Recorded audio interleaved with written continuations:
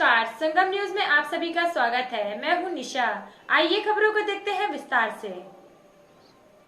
प्रयागराज के गाड़ीवान टोला में दो पक्षों में हुई मारपीट, मौके पर पहुंचे दरोगा को किया घायल।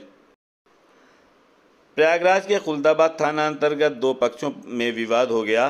मौके पर पहुंचे डायल 112 के दरोगा प्रमोद कुमार सिंह पर एक पक्ष ने हमला कर दिया, जिससे वो घायल होकर जमीन पर गिर गए।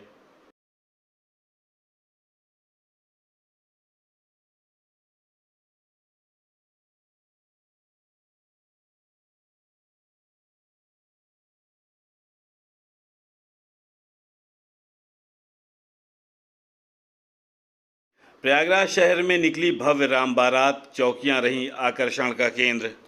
प्रयागराज शहर की ऐतिहासिक श्री महंत बाबा हाथीराम पजावा रामलीला कमेटी की भव्य राम बारात शाहगंज से निकाली गई।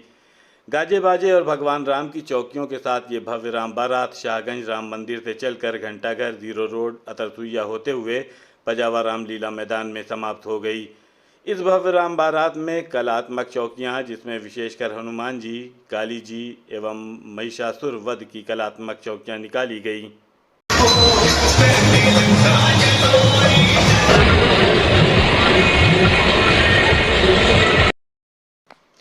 लखीमपुर में कल हुए सड़क हादसे में घायलों को देखने के लिए कमिश्नर रोशन जैकब लखीमपुर के अस्पताल पहुंची। मासूम बच्चों के दर्द को कराहता देख रो पड़ी मंडलायुक्त रोशन जैकब, जो बेहद मार्मिक था। एक आदमी जिम्मेदारी से साथ में जाएगा, चेक करवा लेगा और जहाँ इलाज होगा वहाँ इसको भर्ती कराएंगे और इलाज कराएंगे। ये है जिम्मेदारी। आप आगे बात करिए, रेफर करके बेटे को कहाँ ले जाएंगे। अच्छा, इनको कुछ वित्तीय सहायता कभी व्यवस्था करना पड़ेगा। रेड क्रॉस में पैसा है ना, वो इलाज के लिए है।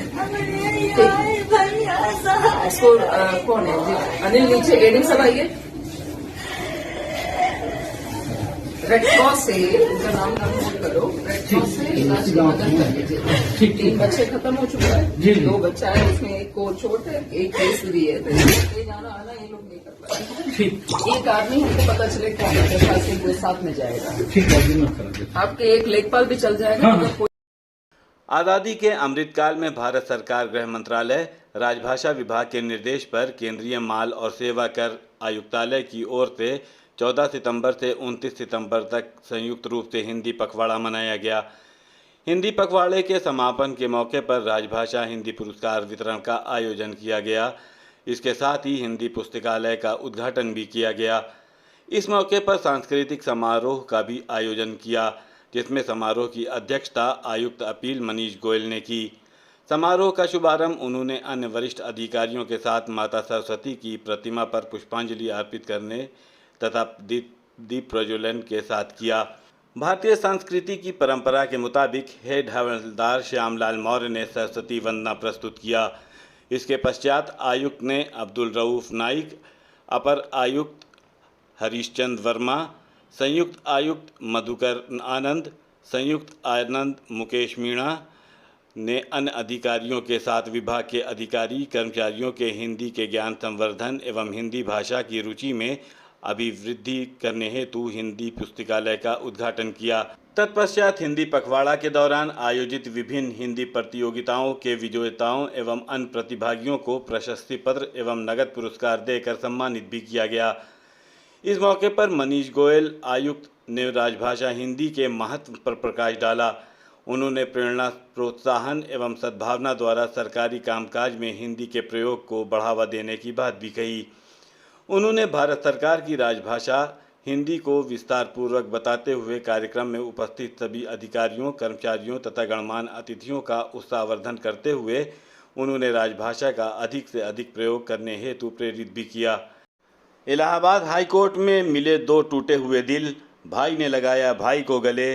इलाहाबाद हाईकोर्ट ने 2 भाइयों के बीच लंबे समय से चल रहे पारिवारिक संपत्ति बंटवारा विवाद खत्म करने पर सहमति पर संतोष जताया है और कहा है कि प्रयागराज तीर्थराज कहलाता है। यहाँ गंगा, यमुना और सरस्वती के संगम तट पर 2 भाइयों के दिल मिले और संपत्ति के बराबर बंटवारे का इरादा जताया। कंपनी के शेयर, लाभ और प्रशासनिक अधिकार के बंटवारे पर भी सहमति बनी और इस तरह से बरसों पुराना एक विवाद दूर होने से परिवार में शांति बहाली आ सकी। हाईकोर्ट ने दोनों भाइयों सुनील गुप्ता और विजय गुप्ता को बुलाया था। अधिवक्ताओं की मदद से कोर्ट ने अपनी आपसी सहमति बनाई। 17 अक्टूबर को अंतिम फैसला ले लिया जाएगा। इस दिन दोनों पक्ष कोर्ट में मौजूद रहेंगे। ये आदेश न्यायमूर्ति सौरभ श्याम शमशेरी ने सुनील गुप्ता और 6 अन्य की याचिका की सुनवाई करते हुए दिया है। हाईकोर्ट ने कहा कि दोनों भाई राम लक्ष्मण की तरह जज के चैम्बर में बैठे और परिवार के हित में विवाद खत्म करने पर राजी हुए। इसके लिए कोर्ट ने मध्यस्थता कराई और विवादों में उलझे भाई फिर से सौहार्दपूर्ण वातावरण में बंटवारा बराबर पर राजी हो गए। इस मामले ने न्याय के मंदिर की महत्ता को एक बार फिर प्रतिस्थापित किया। प्रयागराज के कल्याणी देवी मंदिर में आज हो रही है मां कुष्मांडा की पूजा। भक्तों से भरा है मां का दरबार। प्रयागराज के शक्तिपीठ मां कल्याणी देवी मंदिर में आज मां शेरों वाली अपने भक्तों को शेर पर बैठकर अष्टभुजाओं के साथ कुष्मांडा के रूप में दर्शन दे रही हैं। मान्यता है कि मां कुष्मांडा ने सृष्टि की रचना की थी। अपनी मंद हल्की हंसी के द्वारा अंड यानी ब्रह्मांड को उत्पन्न करने के कारण इस देवी को कुष्मांडा का नाम से अभिहित किया गया है।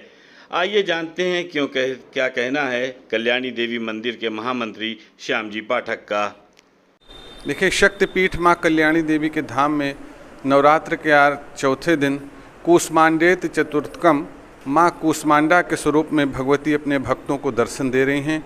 ये 8 भुजा धारण किए हुए सिंह पे आरूढ़ माँ भगवती कूष्मांडा स्वरूप इनका जो है, जब सृष्टि की रचना नहीं हुई थी तो एक गोल पिंड जो आया था पिंड, उसी में से इनकी प्राकट्य हुआ था और इनके माध्यम से ही 3 शक्तियाँ उत्पन्न हुई थीं, महाकाली, महालक्ष्मी और महासरस्वती स्वरूप में।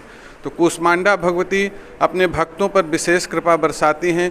इनकी जो भी पूजन अर्चन करते हैं विनम्र भाव से उनको अभीष्ट फल प्राप्त होता है और एक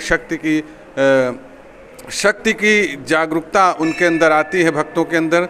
तो जो भी भक्त इनकी आराधना पूजन करते हैं वो अभीष्ट फल की प्राप्ति इनको प्राप्त होती है।